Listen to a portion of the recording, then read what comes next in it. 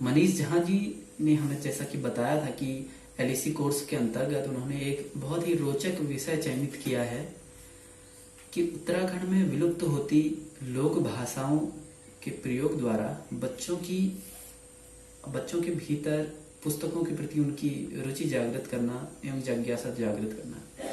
जब मैंने भी इस पूरे लॉकडाउन के अंतर्गत मनीष जी के साथ इस विषय पर काम किया तो मैंने पाया कि जब बच्चों के साथ लोक भाषाओं पर आधारित कोई भी लोक कथा अथवा कहानी, कविताएं या फिर कोई भी अन्य शैक्षणिक सामग्री शेयर की गई तो बच्चों ने उसे अधिक रोचकता के साथ, अधिक जिज्ञासा के साथ उस गतिविधि में प्रतिभाग किया एवं उसे बहुत ही जिज्ञासा के साथ उस लोक साहित्य को पढ़ा। इसके साथ ही जैसा कि हमने इस लॉकडाउन में उनके साथ बहुत सारी कुमाऊनी और गढ़वाली लोक कथाएं शेयर की थी जो कि कुमाऊनी भाषा अथवा गढ़वाली भाषा में थी, जैसे काफल पाको मैलनी चाखो या फिर तीलू रोतेली या फिर कोई भी अन्य लोक कथा जब हमने उनके साथ शेयर की तो बच्चों ने बहुत अधिक जिज्ञासा के साथ उसको पढ़ा और बच्चे बहुत अधिक हमने देखा कि उससे बहुत कुछ सीखने को मिला बच्चों को। तो इसलिए मुझे लगता है कि मातृभाषा में यदि प्राथमिक स्तर पर मातृभाषा में बच्चे को कोई भी चीज, कोई भी शैक्षणिक गतिविधि उसके साथ आयोजित की जाए तो बच्चे बहुत कुछ सीख सकते हैं। नमस्कार, मैं कविता नंदा राजकीय प्राथमिक विद्यालय गिनती गांव में एक शिक्षिका के रूप में कार्यरत हूँ। लॉकडाउन के इस दौर में बच्चे अपनी पुस्तकों व विद्यालय की दैनिक गतिविधियों से काफी दूर हो गए। साथ ही साथ मैंने देखा कि बच्चे अपनी बाल साहित्य, संस्कृति व भाषाओं से भी दूर होते जा रहे हैं। इसके लिए मैंने महसूस किया कि यदि बच्चों को उनके बाल साहित्य, बाल कथाओं से जोड़ा जाए, लोक कथाओं से जोड़ा जाए तो बच्चे अधिक अच्छे से अधिगम कर पाएंगे और सीख पाएंगे।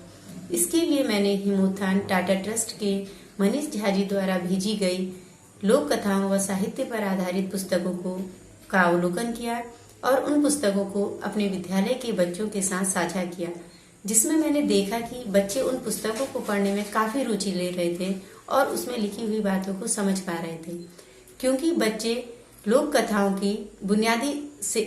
से बुनियादी लय व संरचना को पकड़ते हैं। इसके लिए बच्चों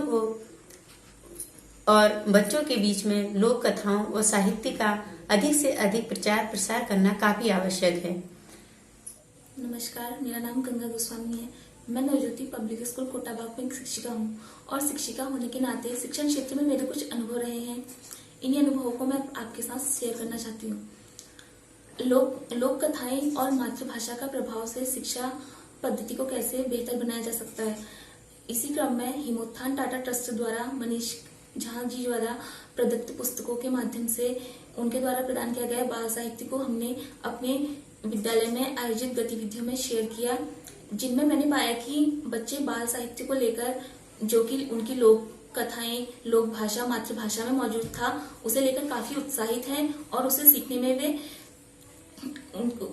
में उनका अनुभव बेहद अच्छा रहा, क्योंकि बच्चे में इन्नेट एबिलिटी होती है लैंग्वेज मन की। उनकी जो मातृभाषा है और जो रीजनल लैंग्वेजेस हैं, जितनी भी उनकी क्षेत्रीय भाषा है, उसको सीखने के लिए उनमें बचपन से ही वो क्षमता रहती है।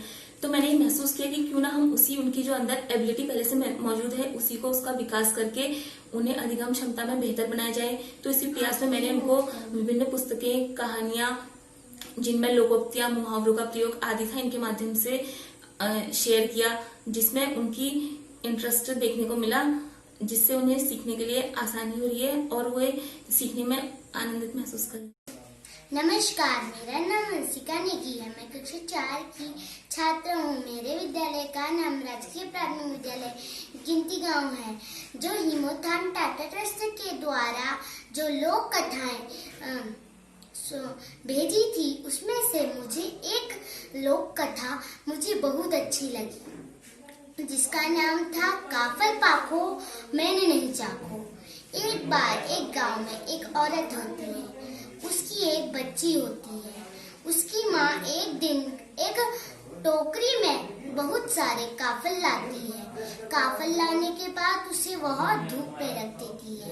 उसकी जाती है वो कि एक इस काफल को मत खाना। वह काफल को नहीं खाती है। धूप होने के वजह से वह काफल सूख जाते हैं, जिसकी वजह से जब उसकी माँ आती है वह समझती है कि मेरी बेटी ने काफल खा दिए हैं। तब वह अपनी बेटी से कहती है, तूने काफल क्यों खाए? वह बोलती है, मैंने नहीं खाए।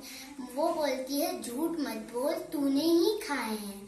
तो वह अपनी बेटी को बहुत मारती है, जिसके वजह से वह मर जाती है और एक चिड़िया बन जाती है। शाम होने के वजह से ओस गिरती है, तब वह फूल के वैसे ही हो जाते हैं। तब उसकी माँ को पता चलता है कि वह धूप के वजह से सूख चुके थे।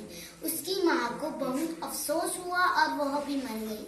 वह भी एक चिड़िया के रूप में हो गई। तब उसकी माँ कहती है, काफल पाको। तो उसकी बेटी बोलती है, मैंने नहीं चाको। धन्यवाद।